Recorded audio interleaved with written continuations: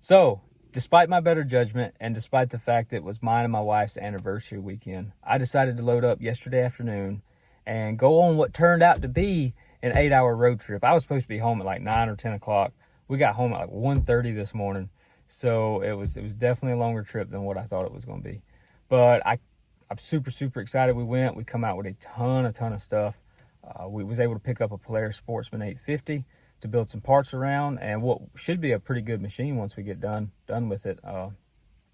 We'll probably, I don't know if we'll flip it and sell it or maybe keep it for a while, but when we got there, the guy was like, if it's on the property and it's a Polaris part, you can have it, just take it. And we loaded up. As you can see, the back of the Tahoe is slap full. There's like 2 motors down here beside the seat. There's a high lifter, part of a high lifter rad kit there. I think radiators, just anything you can imagine, we just threw it in here. And we didn't even get all he had. Dude had tons and tons of stuff. I got enough stuff that I think we can put together 2 machines. We've got the complete machine that needs the stator, and I think we've got enough parts. We may be missing little small stuff. I know we're missing a front diff, maybe little pieces here and there, but I think we can eventually put together 2 machines, so I'm pretty excited about that. But let's jump out real quick, take a look at what we got, and so I can get this stuff unloaded. We have a bunch of builds coming up. Today's November the 6th. A lot of the parts for that 420 that's in the background right there, that's going to be the new giveaway Honda, what the guy actually wants. So a lot of his parts are supposed to show up today. So we'll start that hopefully next week. We'll start this Polaris build. We got a Can-Am build and possibly a Rubicon build that maybe we can all get going at the same time. And I still got 3 more projects to pick up from a buddy of mine. And I'm actually going to check on him on the front diff and stuff, see if he's got one. But I didn't get much sleep. I'm super crazy tired. I need to go grab some drink real quick. My mouth's drying out. But let's jump out and take a look at this so I can get it unloaded and see exactly what all we got. Okay, so this is taking way longer to finish than what I wanted it to take. I got tied up this morning helping a couple buddies out. But let's take a quick look at everything we got. So this is the complete machine, the 2011 850 XP. This is one of the parts machine. I got a really super cool idea that I'm going to do with that one, and I'll go over that here in just a minute. But complete machine's got a 3-inch outcast lift on it. Looks like a pretty good lift. It is scrubbing the back wheels on the top arms. I'm pretty sure it's just wasn't designed around this offset and this small of a wheel. It's just barely wanting to touch it up top. My guess is he probably has some bigger wheels and tires on this. Probably sold them separate to make a little extra money. Completely understandable. I'm definitely not upset because we got an amazing deal on all this stuff. It's got a Looney Tune exhaust. He says it's really loud, but it sounds really good. We got an extra head there. That was off one of the parts motors. We probably didn't grab, well, I know we didn't grab that bottom end or top end, or the bottom end set. That was probably part of the parts that I just wasn't able to, we just did not have the time to go through everything and grab everything that he was going to let us have. I wish I would have, because I'd have surely loaded it all up and made my wife mad dragging all this junk to the house. This head here is a head, valve cover, cam, all the bolts. Came off a motor that he said was freshly rebuilt. They were running it through the heat cycles or something. Quit running, they tore it down, and it had that ring stuck in the valves. I'm assuming when they put the motor together that they probably didn't get the ring squeezed in all the way before they shoved everything together, and more than likely it just kind of popped out. I'm not 100% sure, but I do know that's a problem. This is the bottom end that that head come off of. Supposedly it's got new crank, new bearings, rods, the whole 9 yards. The pistons look kind of jacked up. Maybe they were trying to piece it together with some parts or something, I'm not sure. Looking down inside of it, it looks like the crank's nice and shiny.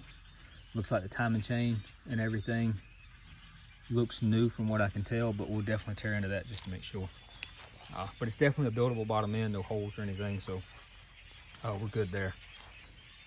This motor here, he told me that the crank was bad and it was locked up, but I spun it over earlier and it spins, so maybe he was thinking about the bottom end that that other head come off of. Either way it goes, that's definitely a buildable motor. I don't see any holes in it, so it's definitely buildable. This transmission, doesn't know anything about the transmission, but it's got clutches. He's thinking it's good. It does spin over. I don't hear anything inside of it. It's no holes, not anything broke. So possibly a good transmission. This frame here, we're gonna build this, and I got a super cool idea. I'm gonna go over that here in just a minute. This was his original first bike that he had.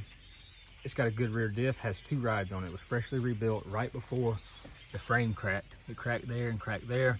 He went and bought this other machine, turned this into a parts machine, but that rear diff was freshly rebuilt from the story he told me. Transmission's good.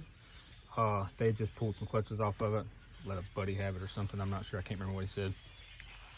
We got a good set of black plastics. It does got one hole right there, like the exhaust or something burnt in, or burnt into it, but the seat covers that up, so I'm not really concerned about that. Some high lifter stuff. That goes on the complete machine, some side plastics. We come out, we got a ECM there, one there, some coils and stuff. From what I can tell, we come out with enough parts that I can probably part this stuff out, make the money back that I paid for all of this, plus come out with 2 machines. And I've had this idea for like 3 or 4 months on, would it be cheaper to build a machine versus buying one in the current market on what people are asking for machines at the moment. I mean, if you see anything with a lift kit, tires and wheels, the prices are ridiculous. I've seen some blowed up, locked up, that the prices are just crazy on. So I had the idea, I was like, can I build this cheaper than I can buy it? So I want to start a YouTube series where we actually go through and build stuff and compare what the current market is for it versus what we actually paid to build it from scratch, starting with a parts machine like this with nothing but a frame and just a few odd and end things, and then building it and seeing what we end up with it. I've got 3 more projects to pick up. One of them was a Can-Am, and I was going to start with the Can-Am because Can-Am's kind of hot at the moment. But since I've got all this 850 stuff, and I know where some more 850 parts are at a salvage yard, we're possibly going to start with the 850. I'll know more about that later. We'll take this one, we're going to get it in there, we'll build the headlights, radiator kits, racks, possibly some suspension parts, maybe reverse lights, bumpers, rear bumper, I don't know, whatever we can come up with. Probably a snorkel deal for it. And eventually, once we're done with all that, we'll tear it all the way down to the frame and we'll do a custom build out of that. We may end up keeping that at least for a little while, and then we may sell it in the end. I'm not real sure yet.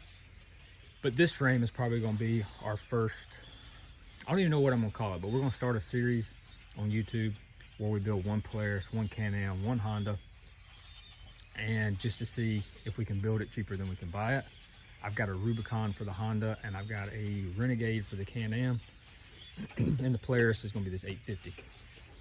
Once we get those 3 done, we'll probably move on to side-by-sides, seeing if we can build a cheap Razor, and then maybe a cheap Maverick, and possibly a cheap Honda of some sort. I don't know if we'll try to find like a wrecked or totaled Talon at an insurance auction, or if maybe we'll try to find another Pioneer. I've got this Pioneer that I got, and I got it kind of cheap, but I've got a whole different idea that we're going to use it for on a different direction that we're going. We're going to start trying to do some marketing, advertising builds. I'll get into that more later, but that's what that Pioneer is going to be used for. If not, that would have been a great candidate because I got it extremely cheap. But that's going to be pretty much it for this one. Like I said earlier, it's our anniversary night tonight, and we're about to hit the road and head and go watch a movie. So I've got to jump inside and finish getting dressed. We got that pit bike that was gave to us, so we're going to start a pit bike build series here in a little bit. It's going to be quick and easy. We're just going to order some parts for it. It's just a cheap Chinese bike. I just want to see how crazy we can make it without spending over a couple $100. So we'll start on that soon. But I got to get the rest of the parts out of the Tahoe real fast, so I'm going to wrap it up on this one. And until next time.